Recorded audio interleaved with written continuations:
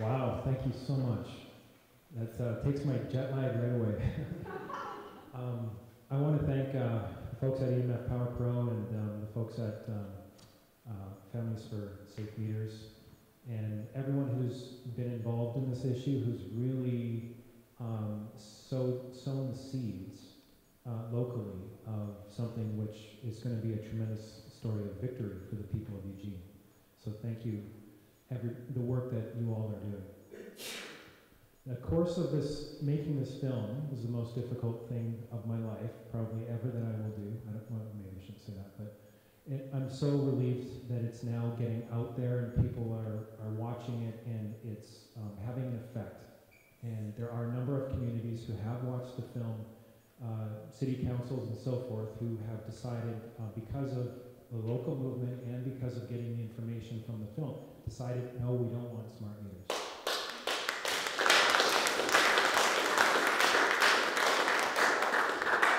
So this is a very solutions-oriented event, and after the film, Steve mentioned the esteemed panel, which I'm privileged to be on as well. We'll be sharing about solutions, specifically why we haven't been able to stop this agenda up until now, and what we can now do, what solutions are going to be made available to everyone in this movement in the very near future, which will allow us to have a higher degree of success. I really feel clear and confident that this movement and the people involved in it and around it have come together, and Take Back Your Power is playing a role in that, in the solutions everywhere, and we'll be launching a solutions hub on our website in the coming week or two. So we're going to give you a sneak preview of some of the concepts and ideas around the solutions in this very exciting time. So as you're watching this film, there's a few parts in it where, are a little bit a little bit hard hitting. So if this is your first time viewing it, just know that, the tide is turning and that we're all part of the greatest solution. So thank you so much for being here, and I'll look forward to speaking with you again after the show. Enjoy the film. The past 4 or 5 years, as this movement has taken shape, what I've noticed is everyone who became aware of this issue and then wanted to do something about it and did something about it. There's been successes, but what I've noticed is everyone really underestimated the level of corruption that we're dealing with here. They underestimated the utilities' motivation to steamroll this agenda, despite the people not wanting it, and in most cases, despite even city councils voting it down. So that seems like it's discouraging at first. What can we do? Where are the solutions going to come from? Do we really have to face a future in which we have to acquiesce to this big brother system that's taking away our own rights in our home, putting the entire grid vulnerable, our basic living essentials, just making it vulnerable, and harming all biological life? Are we really going to have to, So that's a big question. What can we do? And I want to give you some encouragement there, as I alluded to before the film. So this is a document that looks like a petition, styled like a petition, and it's called Notice and Demand Concerning Trespassing Technology. This is one of 3 document templates with a support form and discussion form, and the ability to get your questions answered. That will be launched on our website as part of phase 2 of our project. Our website is takebackyourpower.net, by the way. 1. I demand a full and immediate halt to any and all plans for installation on any and all private and or public property within the service area in which respondents, meaning those people that we send this to, the utility and the public servants, are operating, of any and all of the following types of utility meters and related technology referred to collectively as trespassing technology. smart, advanced, upgraded AMI, AMR, PLC, or any other digital utility meters and or related technology with capabilities of emitting microwave frequencies or transmitting usage data in any way. That sounds like a mouthful, but what we're doing is we're demanding the entire program halt. And if that sounds like a big ask, you're going to see that we're going to have the ability to follow this through in this process. By the way, this and our other document templates have been produced. We have a very awake lawyer who's a real estate lawyer. He understands jurisdictions. He understands how this game is being played at the very deepest level. And there's also 3 other very high-level law researchers who see the same thing. And they've had success using the kind of templates that are going to be on our website in other issues. So we have a successful track record. These people have been drawn to this movement, I believe, vibrationally through resonance, because it's time for these solutions to come forward. It's time we take back the leadership in our country, really in our cities and our states and our country. And I'm just thrilled that we're going to have the ability to do this. 2, I hereby remove my consent. And remember, it's all about consent. This whole program runs on implied consent. A little bit later, I'll read codes, if there's time, in civil codes and laws in the civil code that actually say that if you do not reply to a notice they send you within 3 days of you receiving it, you agree to that. So if they send you a notice that says we're so excited about this, we're upgrading your meter, and it's going to be good for the environment and the economy, it'll save energy and all this stuff, that's considered notice. That's a contract offer. They offered you a contract. And in Uniform Commercial Code and in state civil codes and other laws, that's how they get away with this, guys. That's the whole corporate game on this planet. Your implied consent. And when we realize our ability and our power, that we are creators, we have the ability to either contract or to remove our consent. We can create agreement, and we can remove our consent. We can change the terms of the agreement. We can do anything we want, but we've been really conditioned to think that we're somehow subject to those forces which feel bigger than us. So this is a very, very fundamental shift, and what we're going to see is this issue. I spoke it before the show, and I'll say it again. We are going to see a massive victory in this, and it's going to be part of a huge paradigm shift for this planet. And then it's going to move out to other issues, other activist issues, and other very important social causes. So this is an exciting time. I hereby remove my consent for trespassing technology on or near my dwelling and for trespassing technology installed within a device from my dwelling at which its emissions can be detected. So we're saying, not only do I remove my consent for a meter on my house, if I can measure that thing, if that wireless component can be measured where I live, I'm removing my consent. And I also waive the purported benefits of trespassing technology. So that's another thing, benefits. When they give you notice, what else do they do? They tell you what the benefits are, right? How great it's going to be. Whenever in a contract, there's services or benefits provided. So if you revoke your consent to the benefits, that's another level of specifically stating that you actively do not consent. 3, I consent to only an analog meter with no digital components, no switching mode power supply, no data recorder, and no transmitter, referred to safe technology. So now you're specifying what you do consent to, what you, you're creating a contract here. This is what you're doing. It's a basic fundamental thing.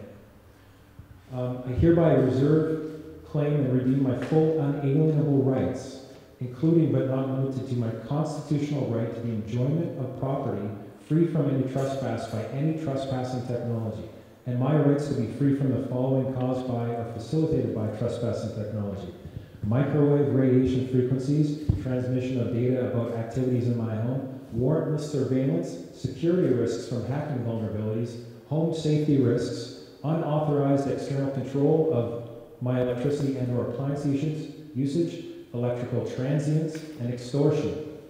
Just in very short form, all of this is caused by the Smart Meter Agenda, if you didn't already get that from the film.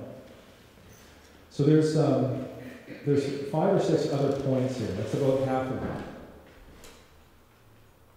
And you're demanding it, if you have a smart meter, you're demanding it removed within 9 days. You're saying, number 6, I do not agree to pay any opt-out fees whatsoever. And they will attempt to contract with you. When you send this or any letter in, they'll send something back that either is a flat-out lie, such as, oh no, we're not installing smart meters, which, you know, because they're not the smart meter brand, they're not smart meters, right?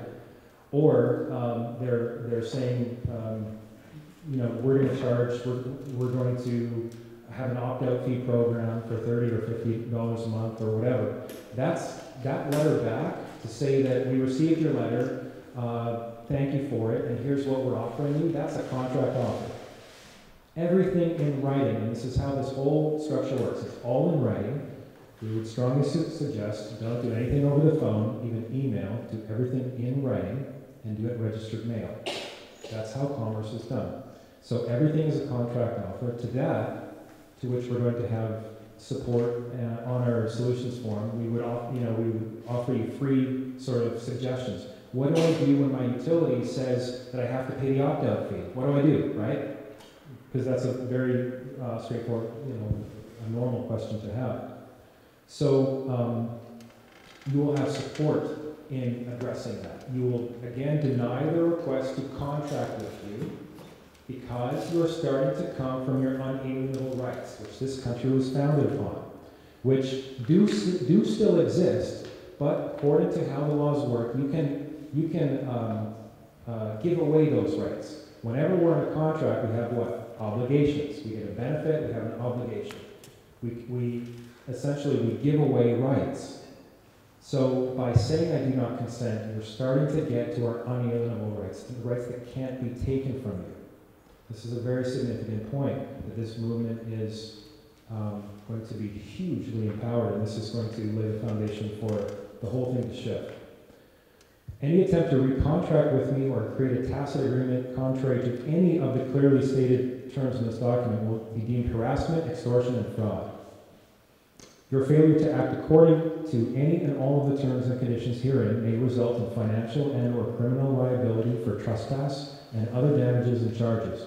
Note that remedies for breach of my rights and damages may be pursued by me individually or together with other members of the groups and/or and that's where you can insert your own group name.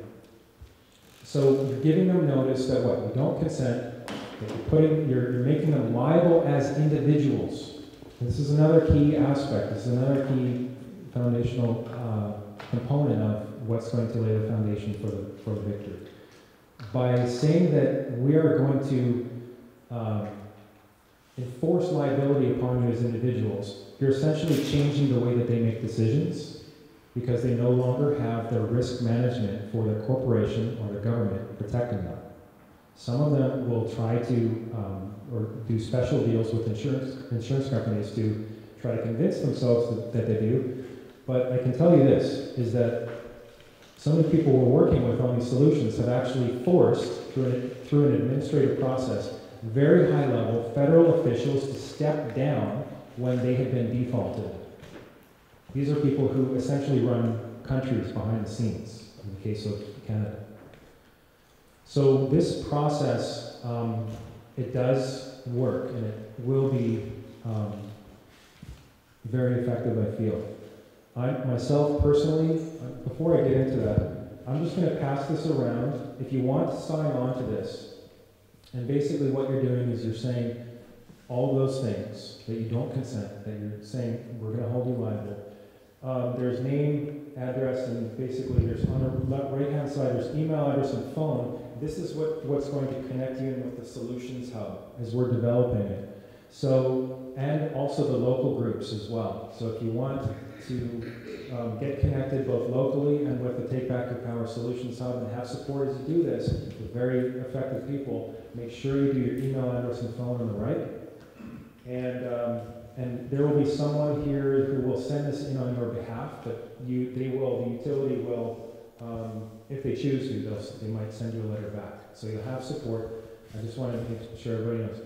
sign this, everyone here is going to have support in how to deal with a letter back from utility should one come. This is the first out of 3 documents that will be supported and available freely on our website. So I'm just going to send that around. If you want more information, but you're not ready to sign, I would recommend who wants to remove their consent from what we just saw, the smart meter program. Who does not want a smart meter? Okay.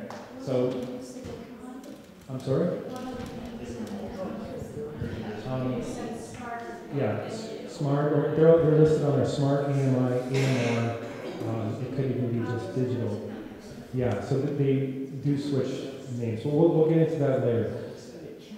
If you don't remove your consent with this document, but you still want information, make sure you sign the other form that is at the entranceway, or on if you flip back to the last page on this clipboard.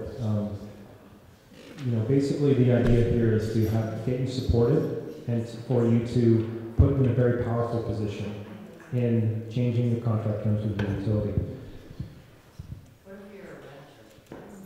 If you're a renter, that's fine. You actually don't even have to be an account holder to do this form. Because it's coming from your unalienable rights as a man or woman, they're causing you harm just by nature of the radiation being around you.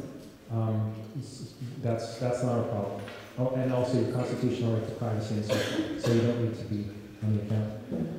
So why are the utilities doing this? How can it be that the utility industry, who has been mandated to deliver electricity to you, has become Big Brother? There's been a couple of interesting documents that are very telling to this question. Last August, I believe, was the first document that I mentioned. It's called "The Cloud Begins with Coal." It's a coal industry document that basically says that creates the context for the idea that there's this whole new information economy that is being built upon taking people's information of what they do in their own home and then selling it. And other high-level executives, such as Jim Rogers with Edison Electric Institute, for 25 years, I believe he was on the board and he ran that. He basically said the traditional model of utilities supplying electricity from a centralized source is doomed because mostly of the proliferation of new energy technologies such as solar, and how that's going to be unstoppable as we go forward. People will be able to produce their own electricity. That is a direct threat to their model. So they've actually, according to my research and just putting the pieces together on their own documentation, there's been a deliberate decision made by the leaders within the utility industry to transition from a energy delivery-based, service-based model to an extractionist-based model in which they are the curators of the entire information economy coming within your own home.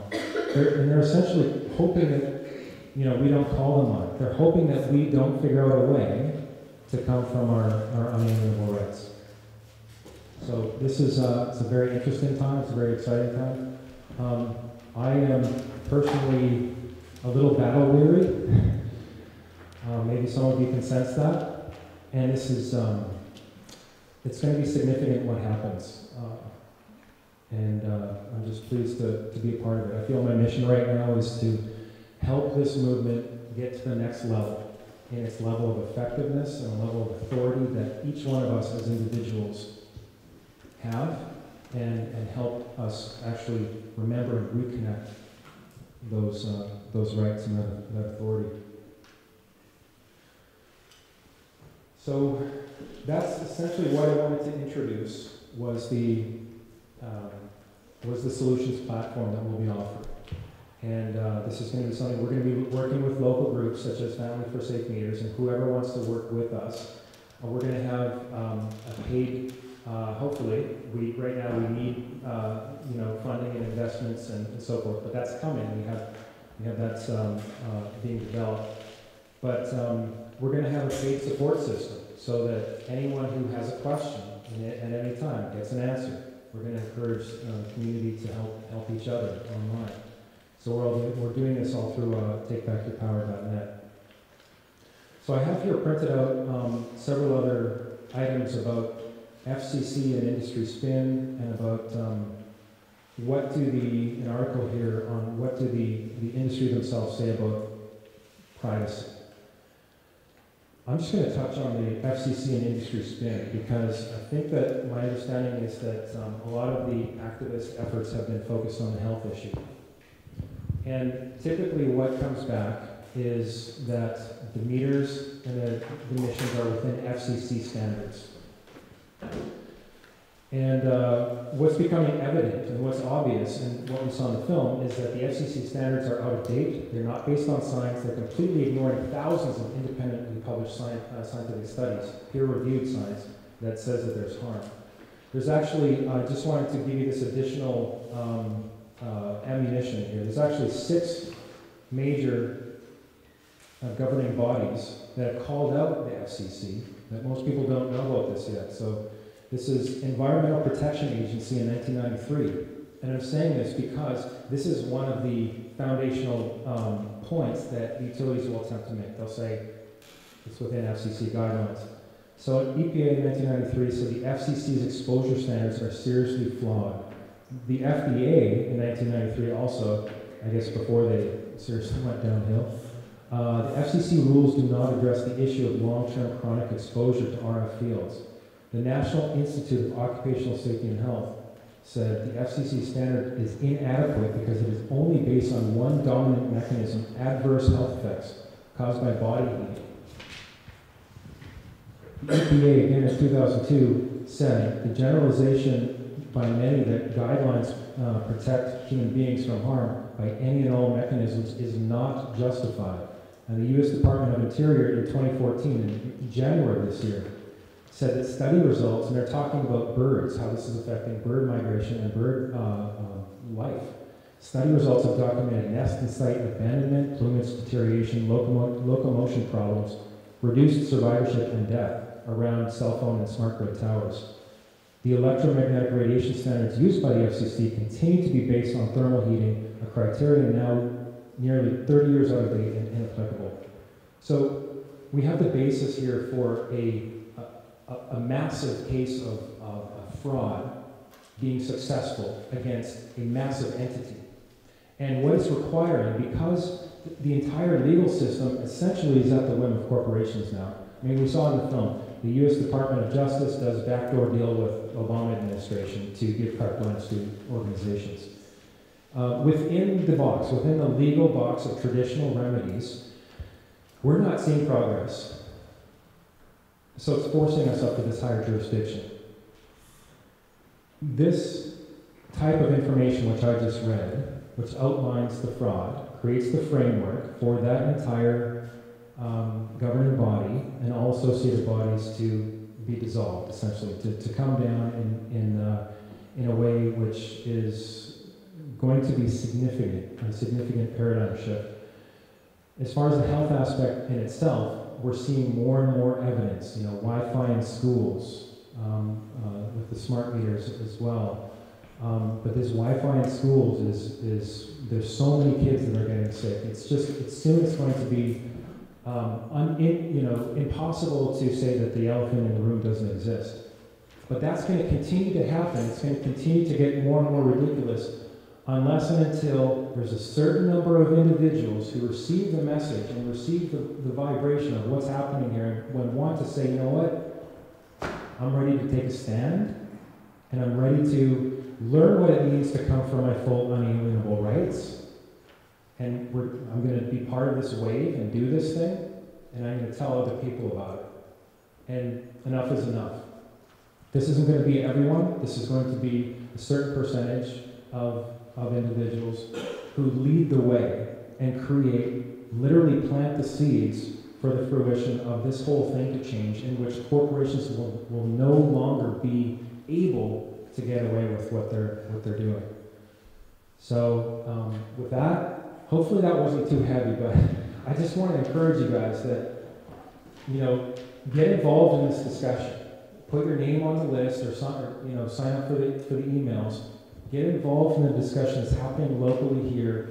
Right now, as I understand it, the Eugene Water and Electric Board it has last year passed an opt-in ordinance, but that's kind of not being enforced so much, right? It's kind of like a gray area right now. They're kind of waiting on what to do. I would strongly suggest that now is the perfect time in which you go on the offensive and you don't wait for what they tell you can do. You say, you tell them what they can't do, and you get involved with a process such as what we're offering, and you take a stand together. This is a perfect time for all aspects of this community to come together and to put any differences aside, such as various other regions. There's certain perspectives, and rightly so. But now is the time to everybody come together, and we can do this, and we can actually shift the way that our society works, which will no longer be able to work top-down, corporate-down. And this is the issue that we're going to do it, because we are directly in contract with the offending party. So this is the difference.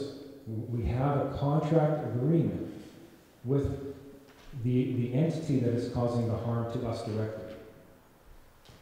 So, okay, I'm going to take a breath, and with that, maybe we'll welcome up the rest of the panel, and we can get into some further Q&A and also some presentations, I believe. So, thank you so much for hearing me on that.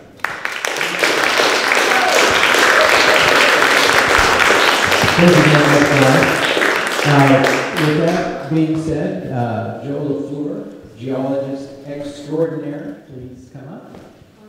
You'll want to stick around for this, by the way, because they're going to touch on, these are people that are in the field that will be speaking to pieces and segments about what you saw tonight.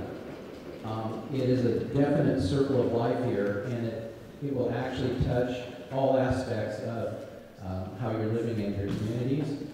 We'd also like to have, thank you, Jim LaFleur, CEO, ENF Power Pro. We also have Abraham, like Warnick, and he's the lover of the law. We'd like to have him come up. And rounding out the evening, by the way, Kathy Dean, who is kind of the tip of the spear for the Families for Safe Feeders here locally, will be sharing some ideas and some summaries this evening. So thank you for coming, Kathy Dean. And with that, let's go ahead and start firing off the questions to the panel. Microphone right here for you. Come on up and speak into your mic.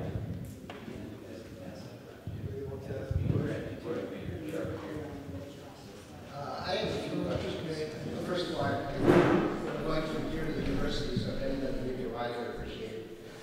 But I wanted to know, you said that there are thousands of reports of children in schools that have been impacted by Wi-Fi, and where can we find a source for that? And also these thousands of studies, and I wondered about who's funding these thousands of studies, because in your film I only saw one study. And also I was curious, how did you get interested in this, and how did you fund this? So that's a lot of questions. Sure, you answer it.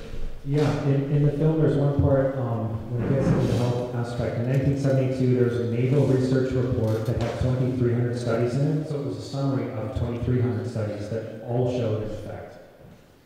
On a website called justproveit.net, or proveit.net or justproveit.net, I can't remember the exact URL, there are 5,000 studies there.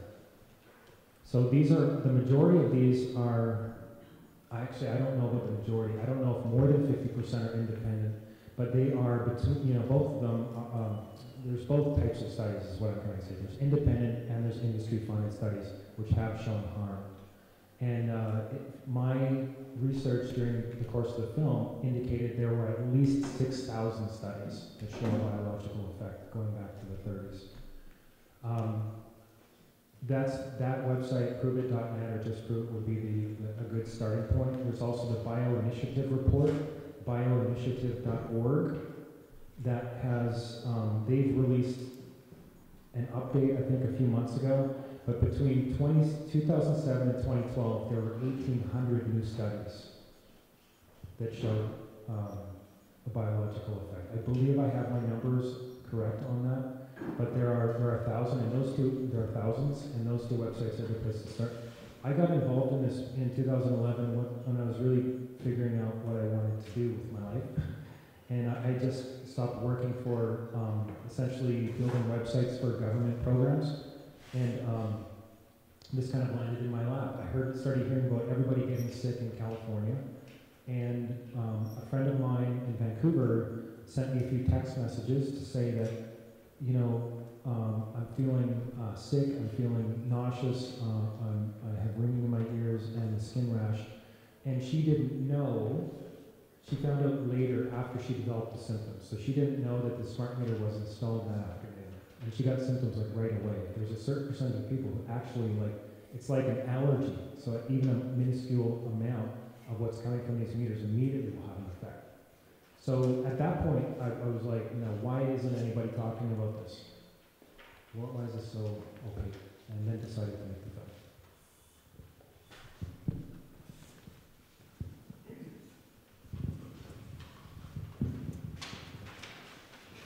My name is George Oregon. I live in West Eugene. And we wanted to speak to the number of successful class action lawsuits that have been filed concerning particularly the health of these violations, and the number of attorneys that are stepping up to the plate to specialize in this type of lawsuit. There have been no successful, unfortunately, there have been no successful class action lawsuits, and it touches on why, you know, the framework that I was explaining a little bit ago is that simply like a judge or any official can say we're not going to allow it, or they will render a decision that will have been influenced by money. So an example of that is several days ago, a very prominent activist named Liz Barris in California, who's doing a great job, she sent out an email to say that her legal process was simply disallowed. So she's heading up the class action in California. And a major component of her process was just disallowed. We're not going to hear it. And she felt that that was illegal, which it probably is. And this is exactly why we have to come from a higher place. Also, if you go to YouTube and type in smart meters and then pick a city like Bakersfield, and you can even go back to 2008, 2009, and you can actually see state senators getting involved, ruling basically PG&E violating people's rights. They're acknowledging health complaints. They're acknowledging the privacy issues. They're acknowledging the health effects of people's testimonies. And so when you have a preponderance of people firsthand, hundreds of thousands of people, pretty soon the evidence is overwhelming that there's something going on. And so I encourage you guys to get online, go to YouTube, watch some of the videos, watch some of the political processes, because there are ethical people in government positions that are taking stands. Mayors, judges. So there's two sides of the equation here. There are people that are getting harmed, and then there's even public officials in business situations that, because of the situations and the conflict of interest, they're not publicly speaking on the record, but they don't want their kids harmed. So they know what's going on, just like if there was a doctor.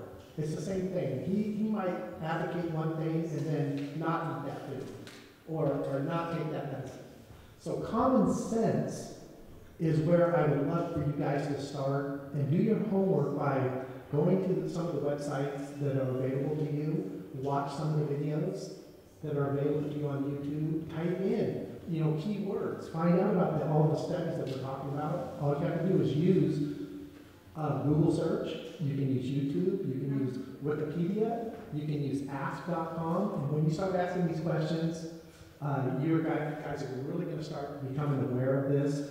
And don't forget, takebackyourpower.net. That is a great resource to start researching and pass that on, because there's also a solution to it. We do not have to be held hostage by the smart meter situation. It's an electric device that you don't want in your home. Why would you want to pay more money? Why would you want to invade your privacy? Why would you want the health issues and the risks? When the analog meter was doing a great job for the last 30 to 50 years. So common sense is going to tell you that if they're bringing some technology that's even raising your bill, most people want to save money. They don't want to pay more. That's just common sense. So even if that was your motivator, take action. If your motivator is you don't want to be a source of pollution for your neighbors because you care about your neighbors, take action that way. There's a lot of reasons to take action.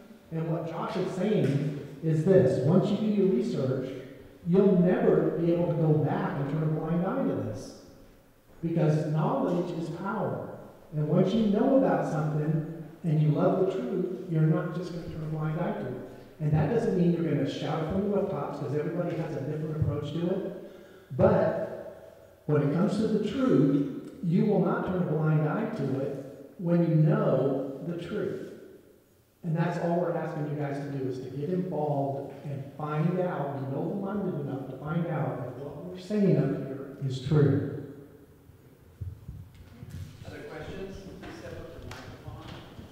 Yeah, what I want to say is, people don't even have to go to court because there's such a thing called an affidavit, and you can create the law yourself.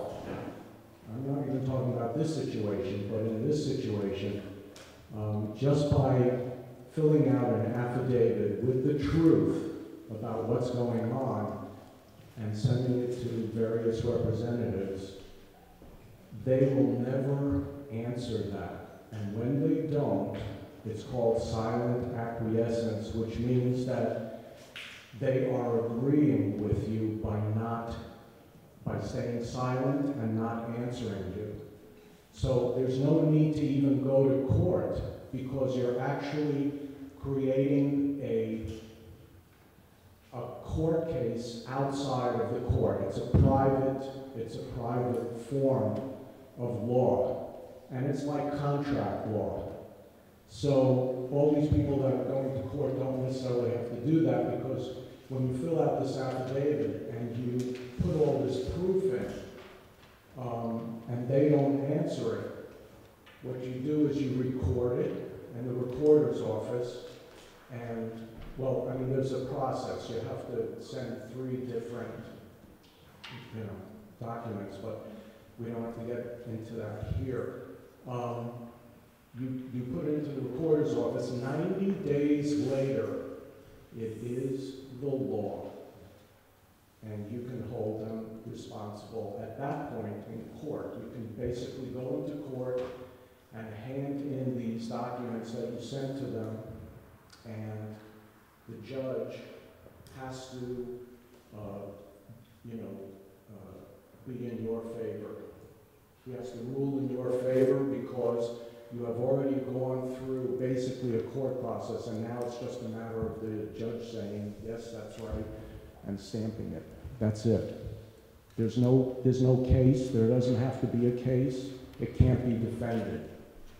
So I just want to say that, because I realize that the idea of having to go to court seems daunting to a lot of people, and I just want to know that all of you individually have this power for any cause, for any of your own individual causes, as long as you're speaking the truth and you go through this process.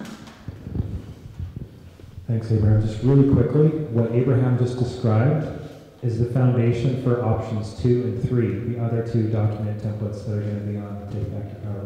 Absolutely. Hi, Josh. I've met you before at previous showings, and I came to Eugene from California because I got so blasted by all the smart meters there, and there were also inverters right over the cottage I lived in, heavy-duty power lines, and dirty electricity, and, it's a long story, but I just got really, really blasted, so I'm very sensitive now. And I thought, well, Eugene, they have a position, they're not gonna install smart meters unless you request one, the opt-in, which I don't even, well, they have a few little pilot programs, they say. But what I found when I got here was a little bit different because I've stayed in a number of different places, like through Airbnb where people let you stay in their house. And they have digital meters all over, and they are causing worse head pains for me than the smart meters because they're radiating and they have what is that switching mode power supply. And I think they're set up so that some radiate and some don't, and the ones that seem to cause the worst problems are ones where there are dogs in the yard or something. So they just have it set up so that if they want to have it radiate, they can. And I'm staying in a place now that has a digital meter, which is fine. It's not hurting my head. But anytime anybody calls eWeb and asks about smart meters or if they have a smart meter, eWeb just says, no, we don't have any. Nothing to worry about. We've measured the radiation. There's no difference between a digital meter, which they're calling their plan. They want to replace all these analog meters here with what they call advanced meters, which are basically smart meters. They say this on their website, even though if you ask them on the phone, they say, no, we don't have smart meters, but their website says when the analogs expire, they're going to be replaced, and they're just trying to ease everybody into it with these pilot programs, and also they just go ahead and they install them everywhere, these digital meters.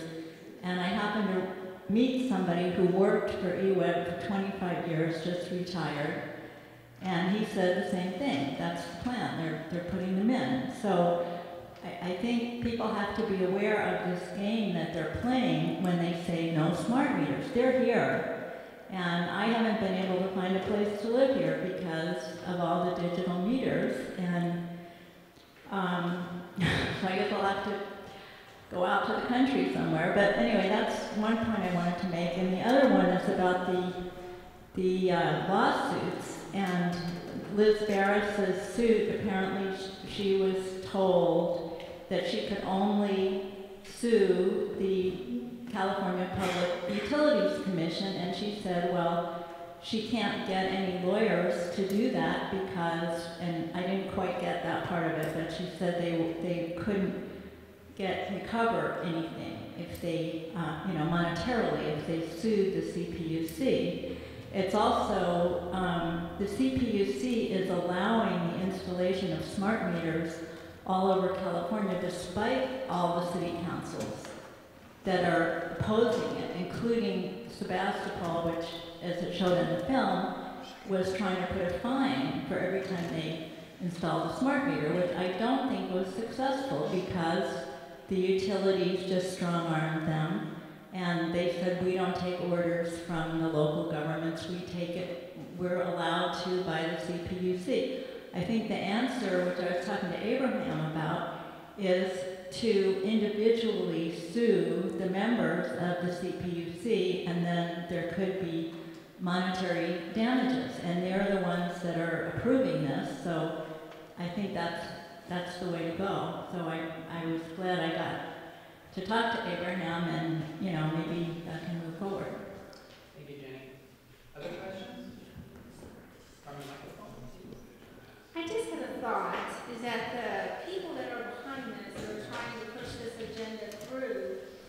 I don't know how we would find this out, but I think it would be very interesting to see if they're having these smart meters installed on their own homes. Is there been anything done that we know of anyone that's trying to push this through that is happy to have one on their own home, that's aware of this? They probably opted out. Yeah, probably I think some and some. I don't know the definitive answer to that Can you question. imagine them wanting that on their own home and trying to push this through, being aware of everything, so. I'd imagine there are those that are trying to push this through that are opting out. I I just don't know how many. Can you speak to the previous question? Well, I mean, it wasn't, I mean, as far as the current meters that are here versus the new AMI that they're proposing? Do you want to talk Yeah, as a builder and a developer here in Eugene, I'm aware that every time they take out a new permit, whether it's a remodel or new construction, they're putting smart meters on that. They're doing away with the analog. They're not putting any analogs on anything new or remodel. So any excuse that they got, they're putting it on there. As far as aggressively going out and changing people's meters at this point, I think it's real low key. It is happening. If you go look at any new construction, you will notice that there's digital meters on all new construction in Eugene, commercial. So if somebody applies for a remodel and it has to do with electrical permits, they're going to get that implied consent as part of the building process. So I would strongly encourage you guys to check to see if you have an analog meter and then take action like what Josh says to do. I would definitely take action on that. You can even post signs on that. I personally have an experience where, as a developer, I bought a brand new home from a friend who was another builder, and they installed a digital meter in my house without my consent, but I didn't know it at the time. And I had some health issues. My dog no longer wanted to go into the house. There were just a lot of weird things going on, from frequencies. I'd get ringing in my head, and then I'd leave my home, and 45 minutes to an hour later, it'd be fine every time I went home. So I basically ended up selling my home back to my friend who's a builder. And then I ended up moving. So that's kind of a cop-out instead of directly confronting eWeb, because I did confront eWeb, but as a developer working with the City Hall and working with eWeb on their programs, I didn't make a lot of waves at the time, but I documented everything. So having a company that is dealing with the filters that actually can help some of these transient issues that are on the film, as far as electrical transients, and helping people filter out some of that noise that they're sensitive to. I wanted to take a low-key approach and build a consensus in the community with people like Kathy Ging and other activists, so that as a group we'll be more effective when we go and confront. Because if you've ever tried to confront City Hall, you're not going to get very far by yourself. But if there's a huge preponderance of evidence, common sense, testimonies coming from multiple sources over a long period of time, pretty soon that's what leads to the science. People will start asking questions. Why are people getting headaches when they go to Walmart? Why are they getting headaches downtown Eugene? Why did these people get brain tumors at San Diego State? And when they start asking questions, that's where knowledge starts coming in. And people will start realizing, even from an electrical engineering standpoint, that there's certain forms of electricity that can be dangerous, just like radar in World War II when it was first developed. Radar wasn't good if it was pointed right at you. And you were really close. People got microwave sickness and died. So if you understand how grassroots movements form, it's when enough people get harmed, unfortunately, and people get tired of the sickness that happens, usually, from whether it's tobacco companies adding a little filter in the 1940s and 50s to their cigarette and saying, yes, oh, we solved the problem, we just added a filter. Well, really, what's really happening is you've got smart meter adding to the problem. You have wireless adding to the problem. You have all electrical devices creating transients adding to the problem. And when you talk to a building biologist or an electrical engineer or someone who's familiar with frequencies, you're going to get a really good education on just exactly what's happening when you overload your electrical system. with so many electrical devices that pollute and create resistance on your electrical system.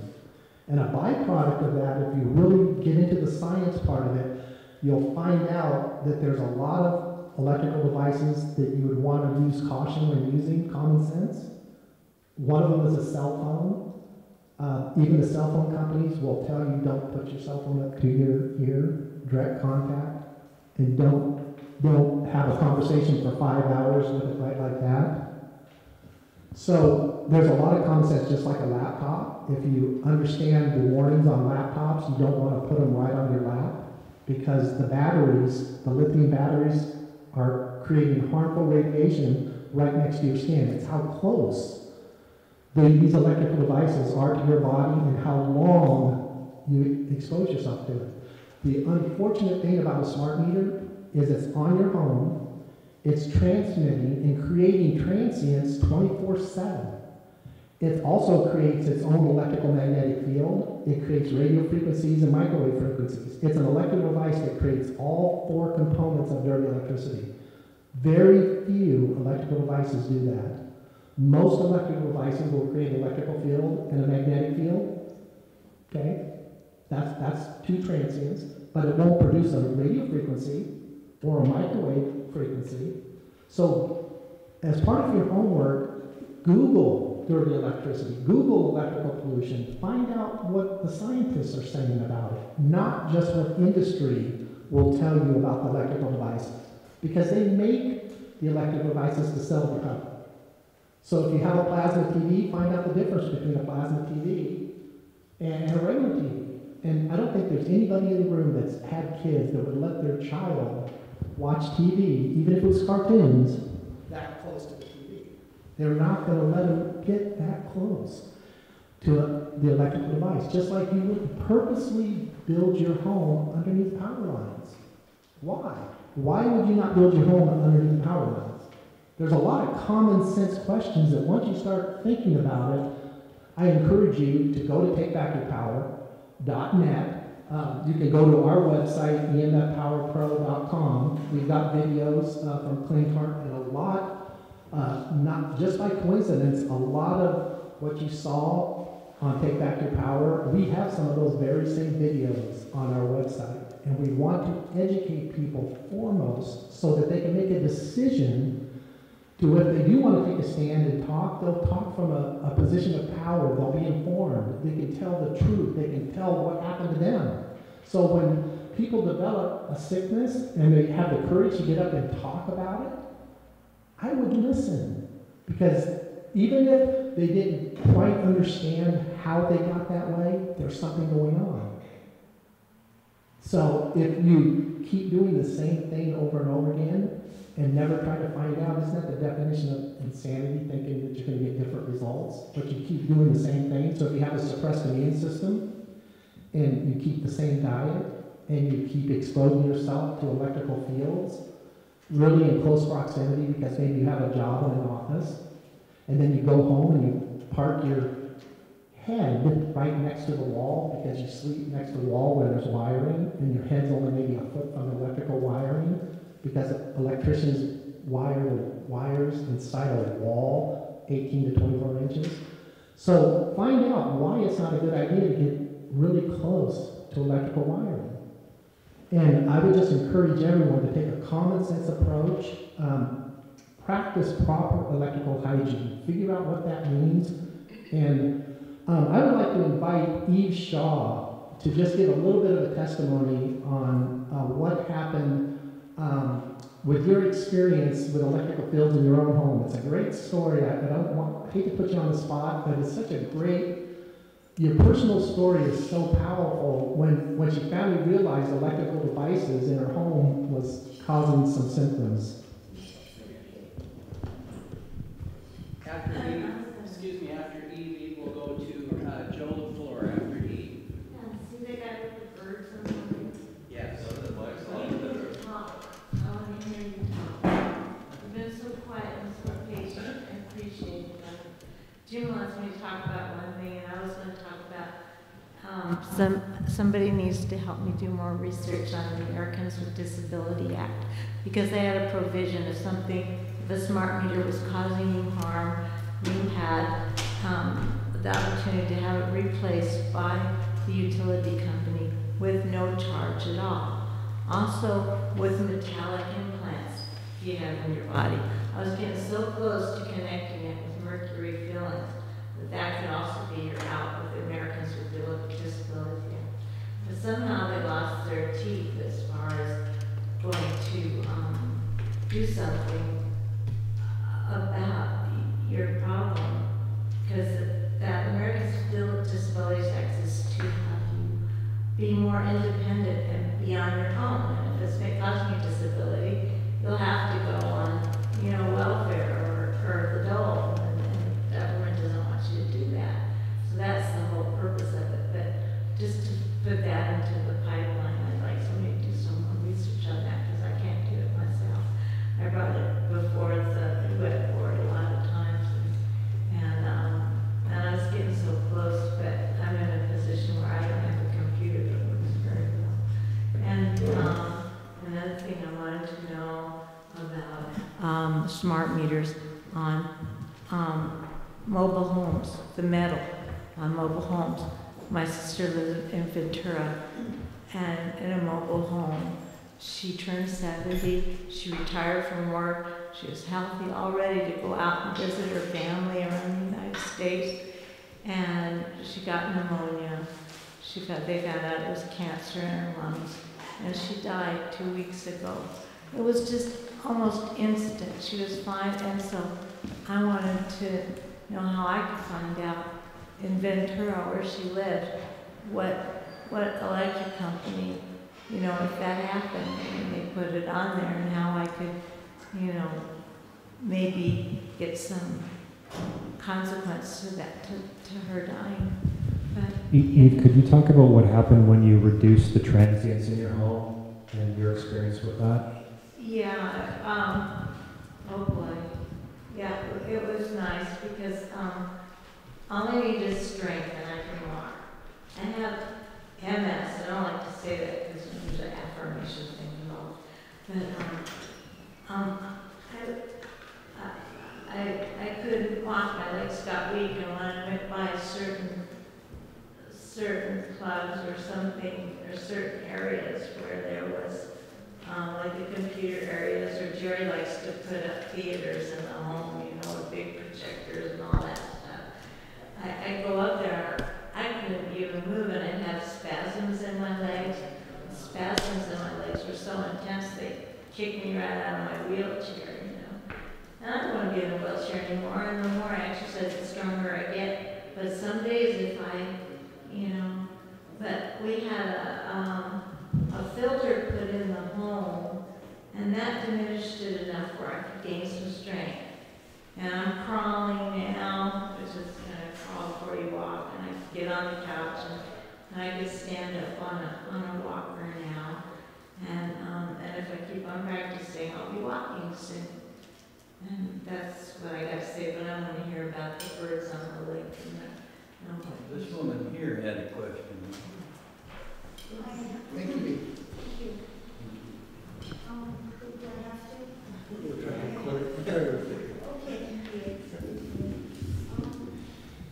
I haven't been able to live in my house for 2 years and 9 months now.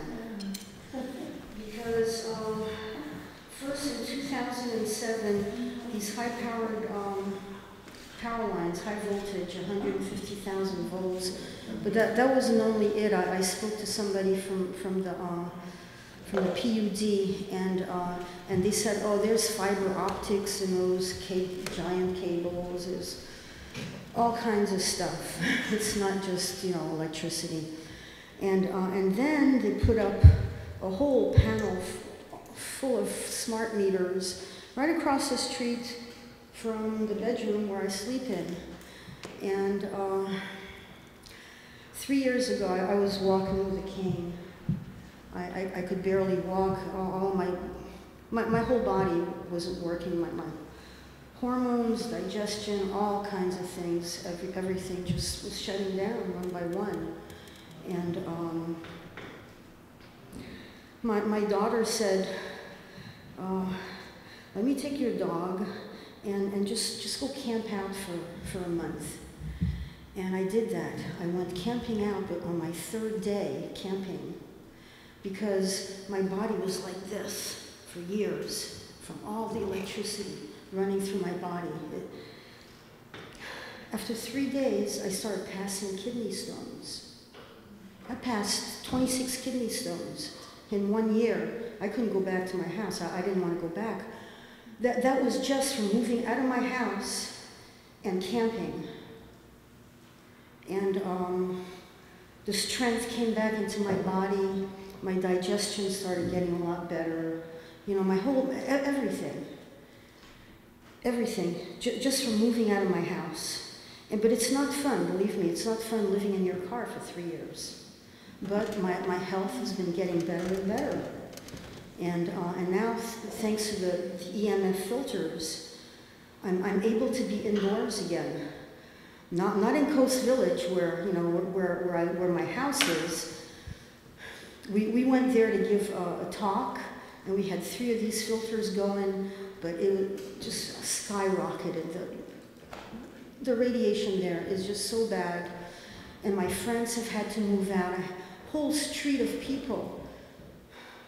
Parkinson's, cancer, Alzheimer's. I mean, just down the street with these giant power lines and all those smart meters. They're killing us. They really are. I know they are. And my question is there an attorney that can help me, you know, go to court and sue those people for what they've done to my life? I mean, I can't even go to my house to get my stuff without going crazy. I mean, and I'm on I had to go on mental disability because people won't believe that the electricity is what's affecting me. So. Well, I really feel for you. I mean, there's a lot of stories like that. You know, we gave EWEB legal notice and demand, and that's why we did it, because if you notice officials and then you demand that they do something about it, if they don't do anything about it, it's much easier to sue them. So I don't know if I can answer your situation, you know, as far as getting a lawyer or whatever, because most lawyers are not really going to help you that much, you know. The only thing I can say is, you know, maybe wait a little while and see what happens with all of this that we're doing. And at some point, I'm hoping that we will be able to keep, you know, them responsible for what they're doing. So at that point, you would have a much better chance and a much better case to hold them personally liable. I don't know if that helps, but, you know, just hold on for a while. Things are changing, and hopefully you will have the ability to do something soon. Well, one thing that I know works is these EMI filters. For the first time in years, I've had them in my son's house, his apartment, his studio apartment. And for the first time in years, I'm able to sleep through the night without waking up 5-6 times to go to the bathroom or to just sit up and have anxieties. So for the first time, I'm having a good night's sleep, but I know whenever I come into a place that's not protected, I don't do well at all. And if I'm in and out, that's why. Because I have become so sensitive, so hypersensitive to even the slightest, you know, electrical, you know, from this wire right here, I feel. And not just that, you know, from any metal that I wear. It's really amazing. Any metal that I wear. If I wear a little metal thing that my grandson made, or my jacket that's got a metal zipper, I can actually feel the Can I say something? In a strange way, you're actually very lucky, because you can actually, you know when it's affecting you, you know when you're in a place that has that, and you can remove yourself. It's the people who don't have that. As we saw in the film, everybody's affected by it, but some people are sensitive to it, which seems negative, but I see that as a positive thing because you're actually more in tune with your body and you can feel the effects that a lot of other people, most other people can't. So, you know, I'm just trying to encourage you a little bit that at least you can remove yourself from situations, you know, where most people, they just live in it and they may have some symptoms, but they probably wouldn't know what it was, and they wouldn't be too severe, if at all. So. Yeah, I do feel lucky. I feel lucky that I'm able to remove myself because I'm able to feel. But when the people around me, especially the people that I love, think I'm crazy, then I don't feel lucky anymore. But thank you all for what you're doing. Thank you very much.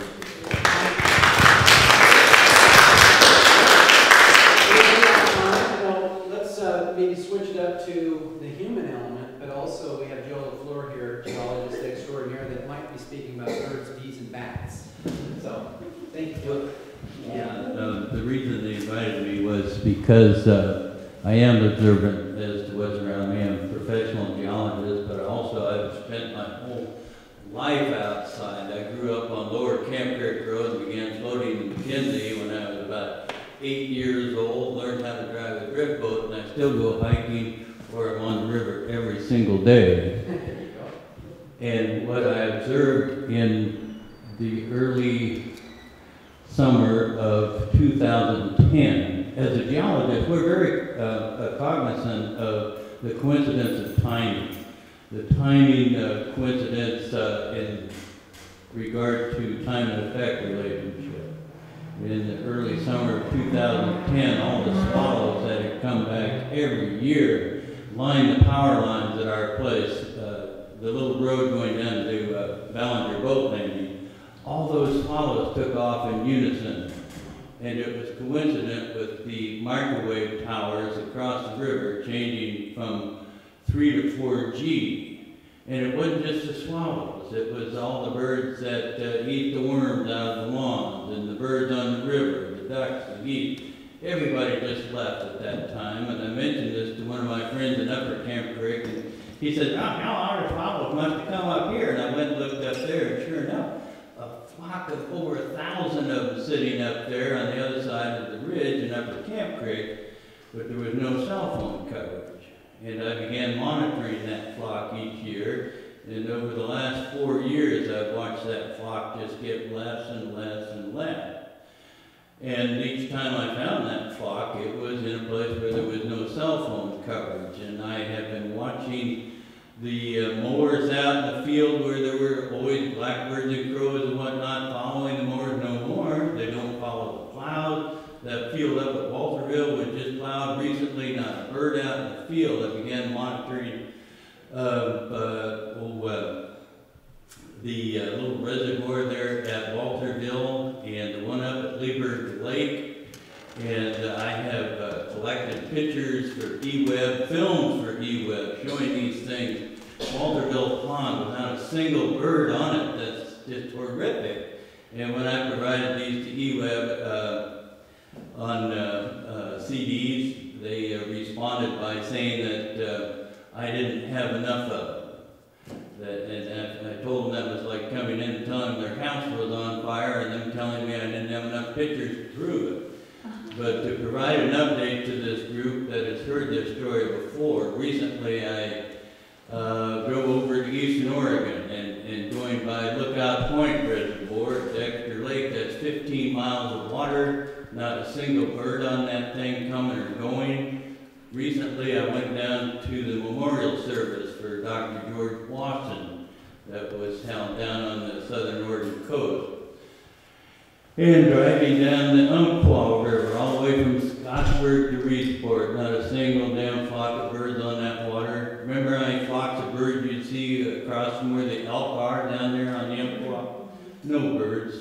I went on down to the beach. There were no birds on the beach. There's a huge, long beach that's south of Winchester Bay, and I was the only person on that beach. I could see for at least a mile in each direction. There was not a single person, not a single bird. Went up to Hesita Beach, one seagull. I asked the women walking down the beach, hey, did you notice there weren't any birds around? And this is so common when you ask somebody, did you notice the birds are missing? Oh, I'll be darned, I hadn't noticed. Drove all the way from my house, Lower McKenzie, to Sandy, Oregon, did not see a single flock of birds on the freeway. Drove around Fern Ridge Lake recently twice, not a single flock of birds on Fern Ridge Lake. That little pond that's on the downhill side of Fern Ridge Lake always had coots and mallards and geese, and there wasn't any birds on that thing. These birds are gone, and the bats that used to be around my house, they're gone. After they switched to G4, we had no bees on our flowers or our fruit trees. We had no fruit on the trees for the next 2 years. Recently, I was working in Indonesia. Took a hike in the jungle. I've hiked a lot in the jungles of Indonesia. I know that there's supposed to be a wealth of birds in the jungles in Indonesia. Climbed this great big volcanic ridge. There wasn't a single bird to be heard. And up on top of the ridge, I found a great big, huge cell phone tower. Now, some people would say, oh, pesticides, herbicides. No, this has to be, the reason for this disappearance of the birds and the bats and the bees has to be something that is just totally ubiquitous, because you see it all over the place. The timing from 3 to 4G, I found on the internet that there's a guy who works for the Electromagnetic Radiation Research Foundation in South Africa. He has a PhD in microwaves, and he noted that there was a global coincidence of massive bird deaths, whole flocks of birds, thousands of them falling out of the air at one time when they changed from this 3 to 4G. This 4G stuff seems to be really bad stuff, but you can still find populations of birds in specific places. When I went up the coastline looking for birds on the beach, and it's unfathomable to me to see a beach without snipers, those little snipes and the seagulls and whatnot. So I kept going up the beach, and finally, when I got way up to the Cedar Head, where that lighthouse is, and there's that great big rock cliffs and a stream coming down, there protected by the rock cliffs was a normal population of birds, cormorants and seagulls and the sand snipes and whatnot, but absolutely no no phone coverage whatsoever, no cell phone reception whatsoever.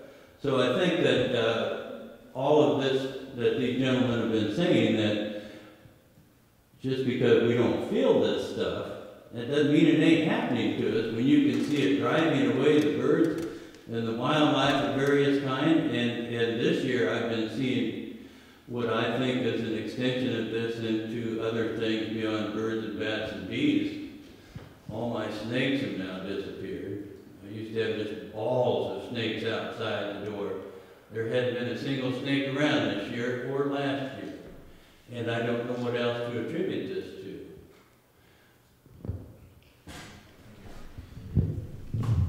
Yes. Go ahead. Oh, our trees are dying in our yard. Our tall firs. Fir trees, we have 2 dead trees and a couple others. They aren't as full as they used to be. And I understand that could be a reason too. Well, I brought with me tonight something that is really quite important. It is a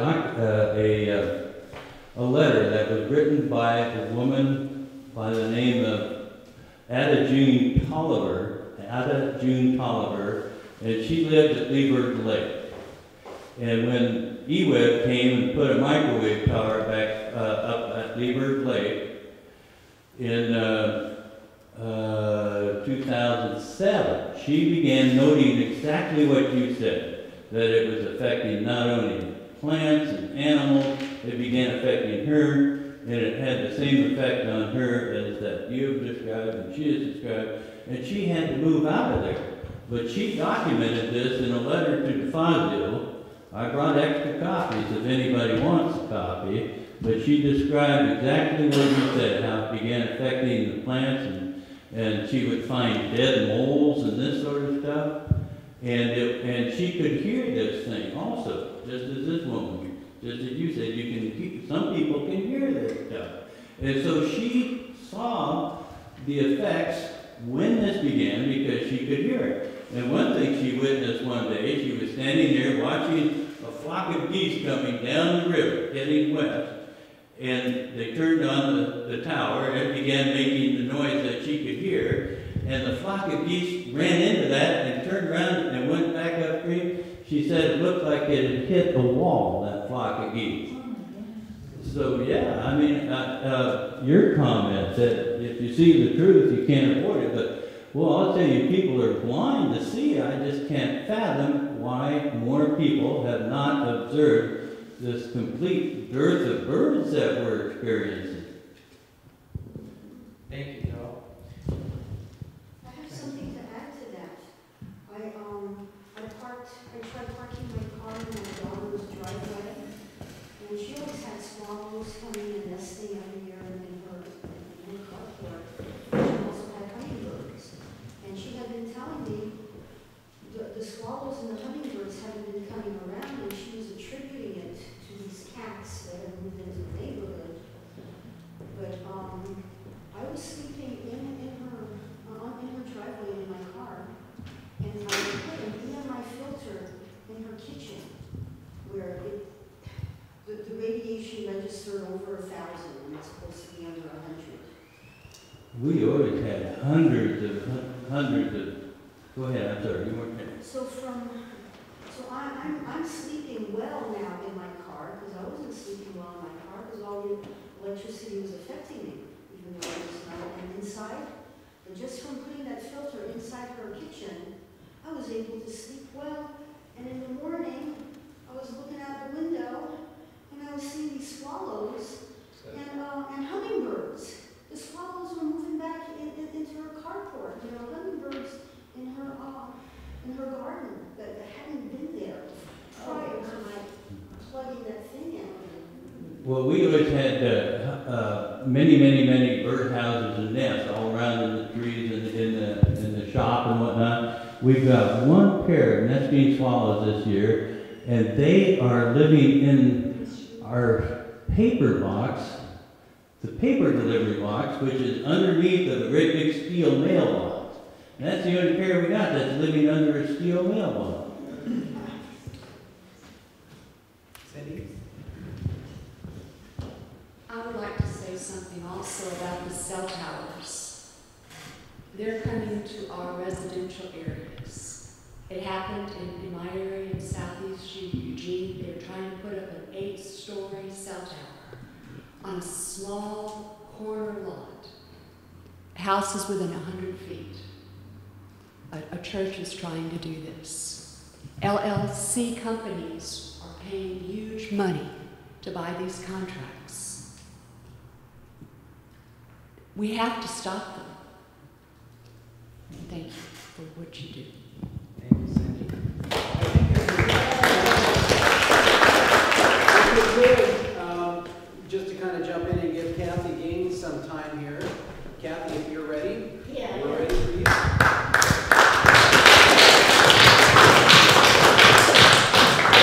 I'm the bossy woman in the crowd. Do you want to sit down?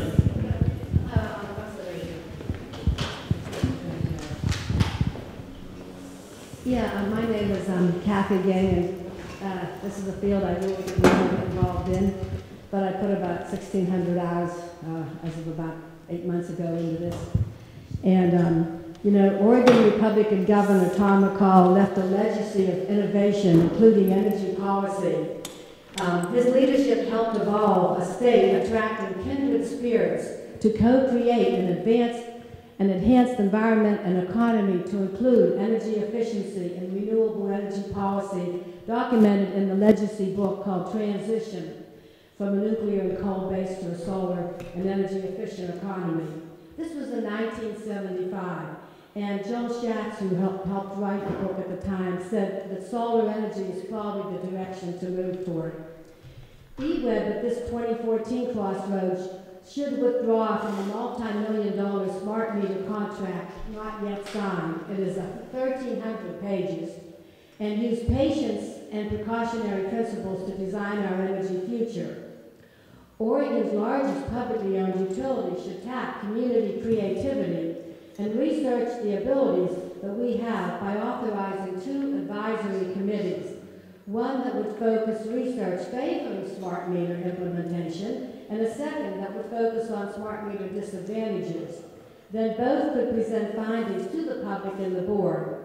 Several eWeb staff said that they thought, and I have emails from them 2 years ago, that an advisory committee was a good idea, but nothing happened. Michael Lee, who was a PhD that worked for ORI for 10 years, wrote recently in an op-ed piece in the Register Guard about the efficacy of passing out LED lights to everyone. And some utilities are doing this now, and the resilience of small-scale solar systems on homes and in community neighborhoods to avert the need for smart meters. Yet eWeb in June 2014 has proposed cutting by 50% its solar electric incentives to households using green power money as of next January. eWeb already had stopped using other ratepayer funds to incentivize solar. This board seems to lack the vision of past boards, ones which, I might add, used to have women on them. Some board members do not seem to recognize that energy like hydro, wind, biomass, natural gas, coal, and nuclear have unacknowledged externalities, adverse health and habitat effects whose high costs are not included in rate calculations. Other eWeb solar incentives have been cut back or eliminated. I bought my solar water heater on a zero-interest loan program for 5 years. I got my electric bill down to $10 a month, not including the hookup fees, about 4 years ago in the summer before the rates went up. Dennis Hayes, the Board Foundation director, stated here a couple years ago that solar energy will be the energy source of the future. Countries like Germany that have less solar radiation in Oregon are leading the world, so eWeb is dragging its feet. Breakthroughs are occurring in solar storage, and recent articles describe how some companies are avoiding peak load pricing by buying electricity storage devices. These could be available for residences in the near future. We are in a period of electricity surplus and financial shortfalls. The RG article in April 2012 reported that eWeb's high-tech meters are on hold, delayed at least until 2015. Yet, they put the smart meter decision in front of eWeb board in 2013 without much advance notice. Families for Safe Meters fortunately was on the ball and helped get 100 people to the October 1 meeting, where the board voted for a surprising opt-in rather than opt-out policy.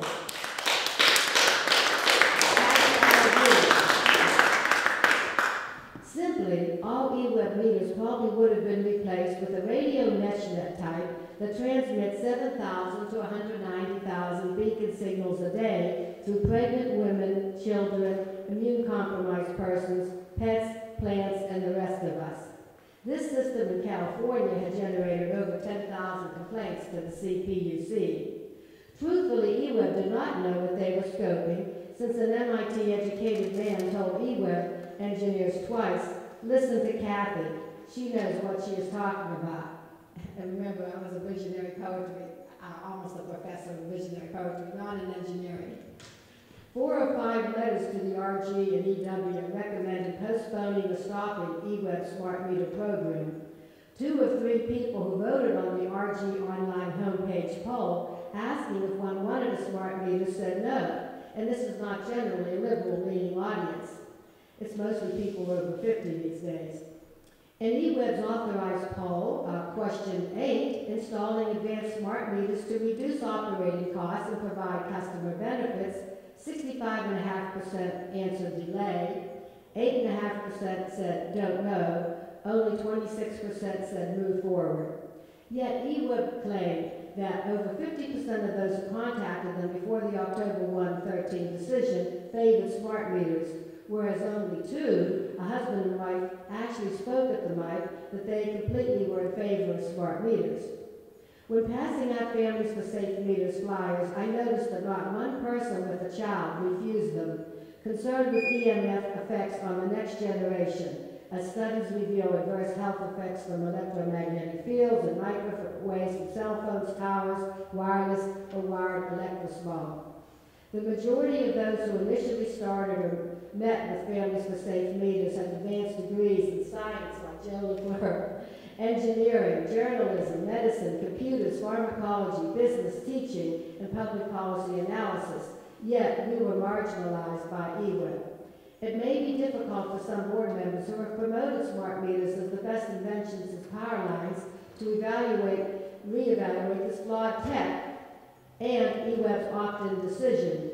But you heard about the legal notice of demand that was presented to EWEB board in the city of Eugene, which, by the way, the city council does control the EWEB board in Eugene, and then we control them. They are not controlled by the Public Utility Commission unless there is danger involved in some way, that something's unsafe. And I think we could prove that to the PUC. Last year, I presented a printed copy and emailed all board members the California analysis smart meter and smart grid problems. And I said that they should consider their liability, and I think that's one reason that we pursued this issue. Okay, I'm just going to skip through this here. In this scholarly community, EWEB should not neglect its public stewardship responsibility to disseminate balanced information on a complex, confusing technology with an increasingly questionable recent history, including fires, hacking, surveillance, privacy invasion, and grid insecurity ad infinitum. Yet, until EWEB finally posted Dr. Paul Dart from Eugene's video presentations, and thanks to radiationreport.com/smart meters and a member of Family for Safe Meters who posted that on his website, we did not have any information contrary to smart meters on the EWEB website. There was no what was called the discovery process that should have been preceding plans, as one PhD critiqued. Even the intro letter by the EWEB AMI staff to the Good Company Smart Meter Report, for which EWEB paid thousands, does not leave open the question that the report could have decided against smart meters. We wanted to assure the success of the build-out, he said.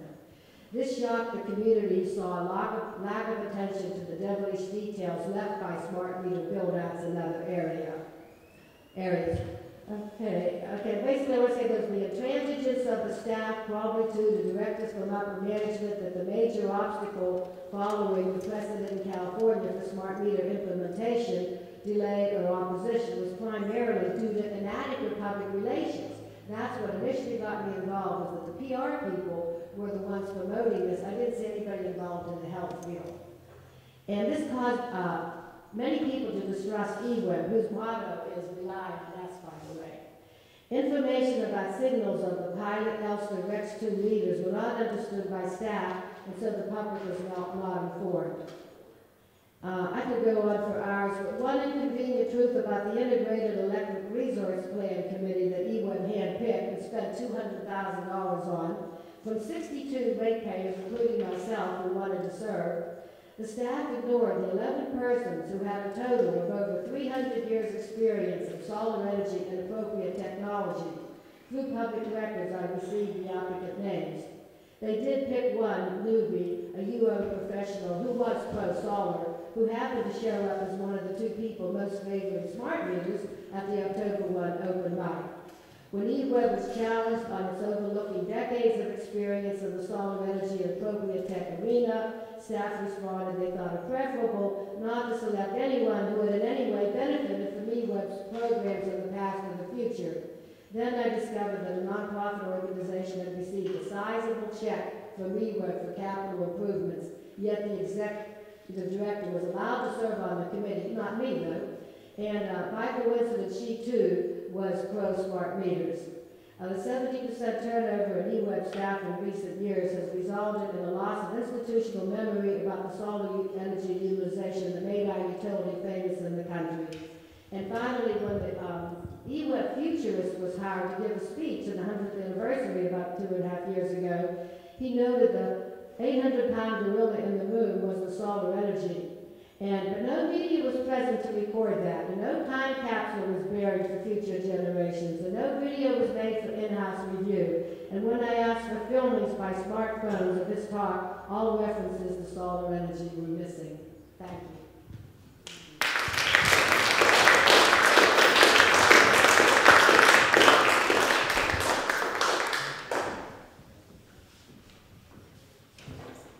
Any more questions or anything, other comments? I have something to add. Sure. By the way, thank you very much for the great documentary. It definitely raises a lot of awareness and questions, which makes me think, how many people in this room use cell phones? How many people in this room use Wi-Fi? How many people are willing to pay for it? And then the most inconvenient question is, who funds these towers? I mean, there's no supply without demand. And when we realize, become aware of the health issues and problems in wildlife, and we see the pattern where there is no cell phone coverage, there's wildlife. Where there is cell phone coverage, there is no, I mean, they're trying to get away from it. And it's common sense.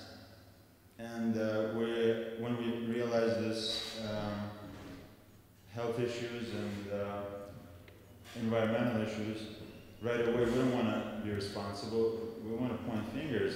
Who's responsible? The big companies, the big corporations.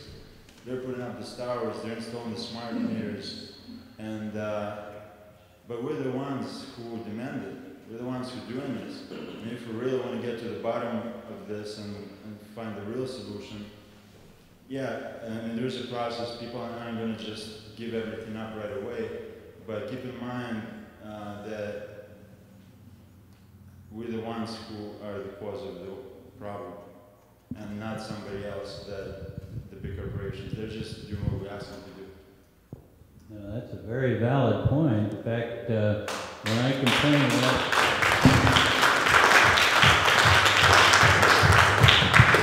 when I was complaining to my brother about missing birds, he says, hell, more people now care about angry birds than missing birds. And that's exactly what you're saying. I hear what you're saying. A couple of points to add to that.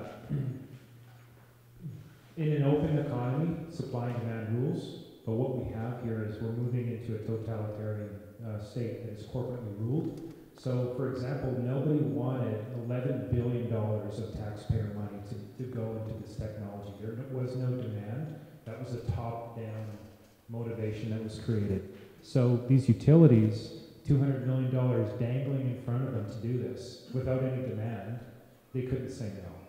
So they bought in, they took the industry lie, they took it at face value, they didn't do their homework, they trusted the manufacturers. And then they're in it, right? So they're in it, they're deploying these things, people are getting sick. What do? You know, we got to keep going, right? Bottom line, we got to get that, we only get the money if we do this, right? So you see how this absence, by definition, I hear what you're saying, and I agree with it to a considerable extent, but the interference that has been happening with, for example, the FCC is now run by the former chief lobbyist for the cellular telecommunications industry. Most people don't know that. What's on the table right now is a $2 billion plan to force all schools to do Wi-Fi in the school. So people don't want that, you know, if it's an open discussion. So, but yes, in coming back to my agreement with your point, we really got to start thinking about the products that we use and where the support is going for the money we spend. But we can't wait for everyone to come around on this. We have to change the motivations that the individuals responsible for these crimes against humanity, because that's what they are. These are crimes against humanity and the environment and our planet. We have to change their motivations by force and effect so that they are literally move into government's proper role, which is to be afraid of the people, not the people afraid of the government.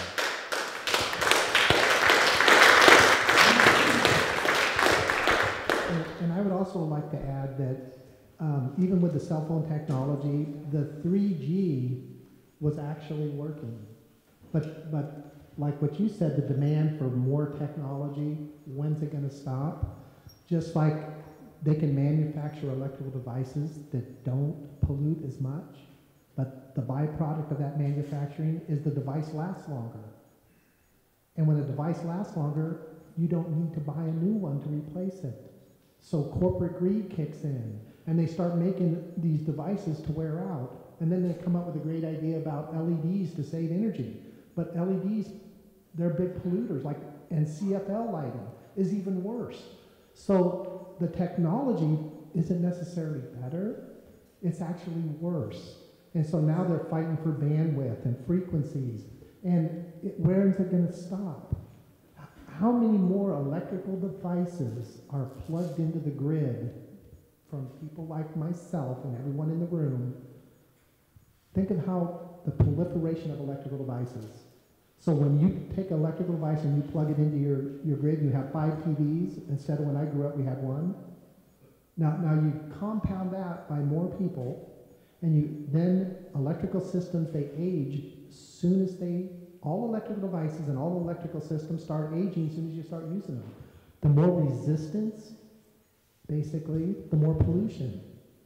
So you need to get as clean as power as possible, and you need to have proper grounding, and you need to practice proper electrical hygiene. And I would definitely go online, watch some videos, go to some websites, and find out what you can do from a personal level to do that. There's some really great information on emfpowerpro.com. There is some videos that we took from YouTube. We didn't produce those videos. We just are sharing the information. There's doctor's reports. Dr. Dart was mentioned. His 54-page report on the cell phone tower being proposed on Oak Ridge Golf Course is also in a PDF file on the website. I would encourage everyone to go watch the videos and then go to websites and links to where you're going to get even more information. Another great resource to learn about dirty electricity and exactly what it is from an engineering standpoint is to go to createhealthyhomes.com. That is Orm Miller's website. He's a building biologist in San Diego, Southern California, and he's got so much information and links to literally thousands of scientific studies. It would take a lifetime to follow that, but here he is, a certified building biologist for 30 years. Corporate America employs him when they go build a huge building as a building biologist to mediate harmful EMFs, because when you have a building that's built without shielding, it interferes with the electrical systems. They don't want that. So they want clean power. They want the power factor ideally at 1. They don't want stuff that's corrupting, even big business. eWeb has its own capacitors to store and regulate energy, to clean up the power. So once you understand and you Google what a capacitor is, you Google high and low pass filters, and you find out what they're doing, the technology is out there to make your home safer. And there's companies that's been around since the 1990s providing filters for your home. So I would suggest, if you have a home that's polluted, get it tested. There's companies that test for free, that will actually come in and test your home for free. We just happen to be one of them in Eugene that will do that. And when you actually start taking back your power and become aware of this, you will actually purchase that DVD that you just watched, and you'll be sharing that DVD with your friends, because everybody needs to wake up. Because as like what he likes to say, when he floated the McKenzie River, when he was a child, he could drink out of that river. You can't do that now without getting sick. So things have changed, and that pollution is because every single person in this room is contributing to it. And ignorance isn't bliss. And what you don't know in business costs you. What you don't know about your health costs you. So don't turn a blind eye just because you can't see electricity, or you can't feel dirty electricity, or you can't see radon gas, or you can't feel the effects of toxic mold.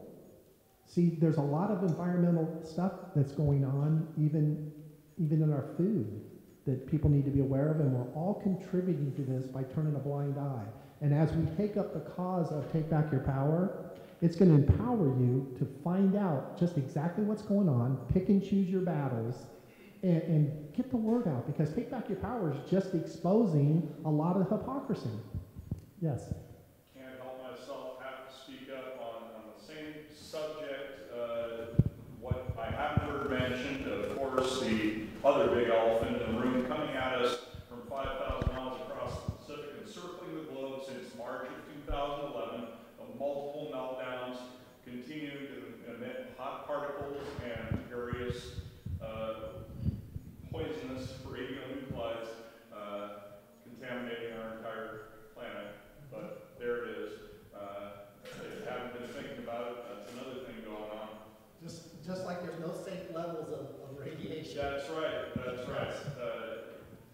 Yep. I just wanted to make a final comment about solutions. I went to, because these solutions are really fantastic, and I really appreciate all the work that all of you are doing, and especially Josh, but all of you are doing really great stuff. And but I think the solutions have to go beyond just stopping what they're doing. Like, we have to have a vision of what it is we want to create instead. And I went to a really good symposium on smart meters at the Commonwealth Club in San Francisco. And I could only stay for about half of it because of so much EMF toxicity in the room.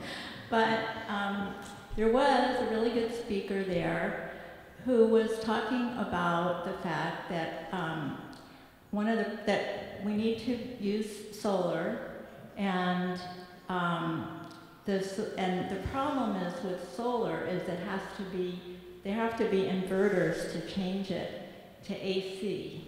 And the inverters emit tremendous dirty electricity, and somebody in a network on part of it was testing it, and it was like on the Stetzer meter, which measures dirty electricity. Anything over 50 is dangerous, and it was like 1,500 with the inverter, and then they took the inverter away, and I think it was, 100. So that's a problem.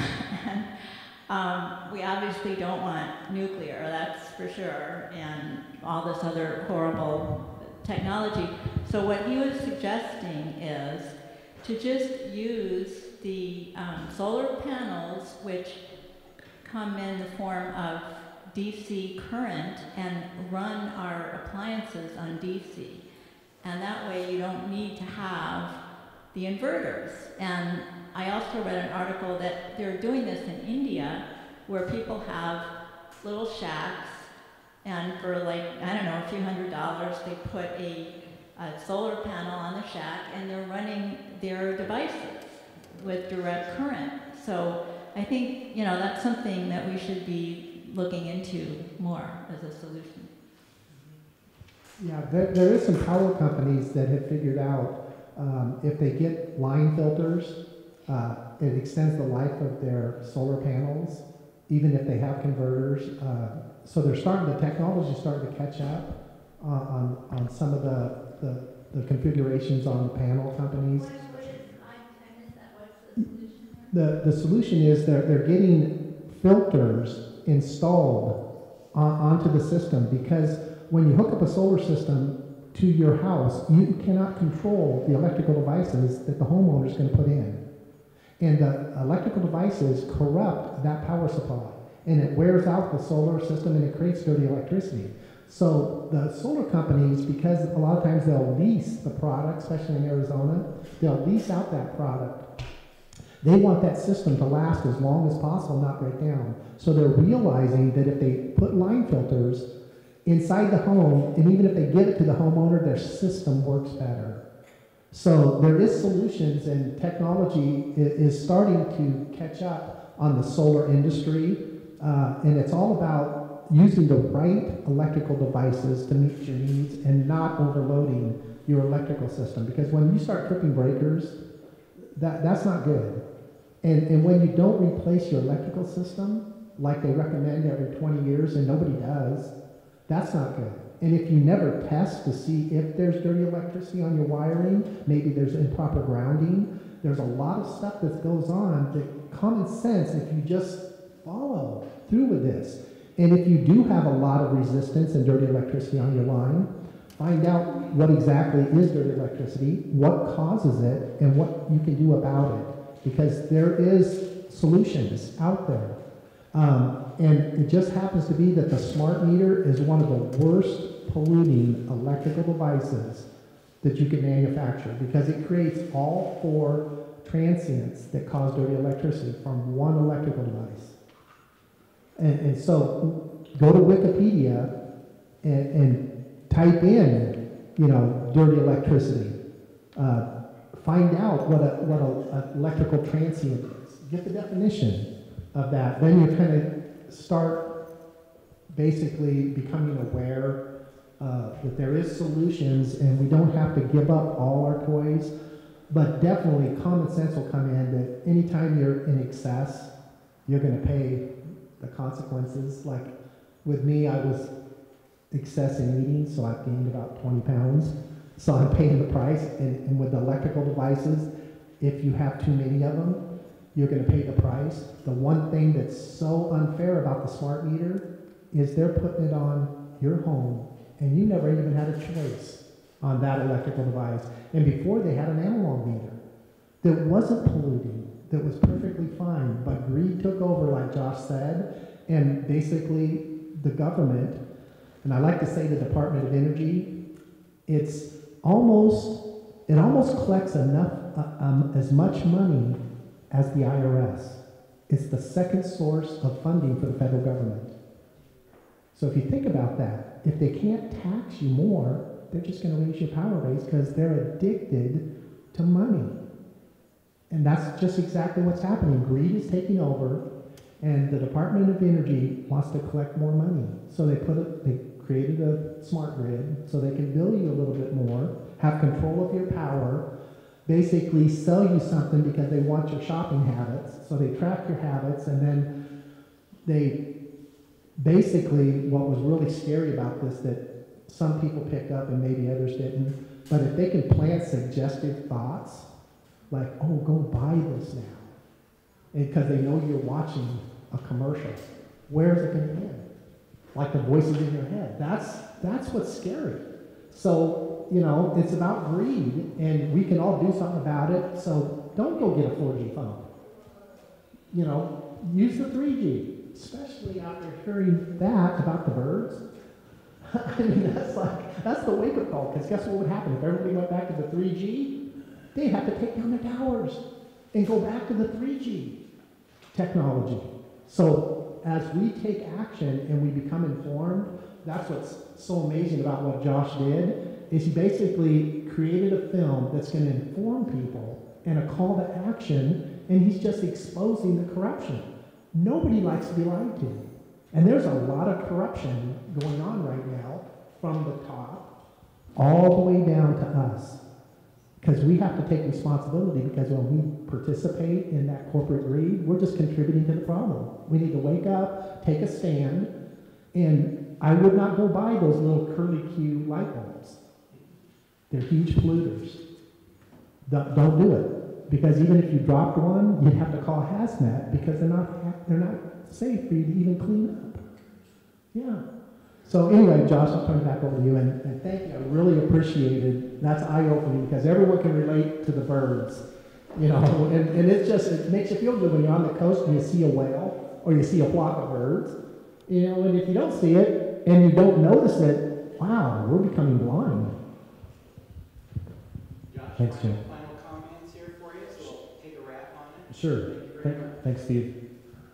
Well, I just want to give everybody some encouragement again, best I can, to state that an answer to your question, you said, how can we stop? We need to stop these 4G towers. We need to stop these smart meters. Let's do it. What can we do? I already covered the solutions hub that's coming out on our website within 1 to 2 weeks, if not sooner.